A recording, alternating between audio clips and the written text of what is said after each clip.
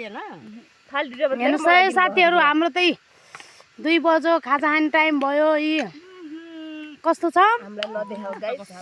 माउ बसाएको उता घिउ बसाएको छ उता गुन्द्रुक बसाएको बनमै भात पकाएको नि मनमा भात बसालेको तरकारी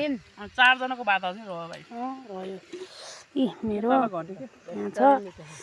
दिदी कस्तो छ ब्युटिफुल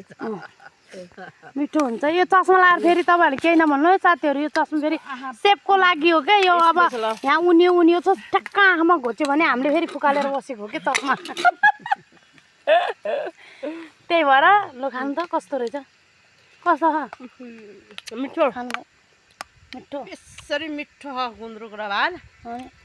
धेरै मिठो नचिन्नेले त नचिन्ला चिन्ने त यो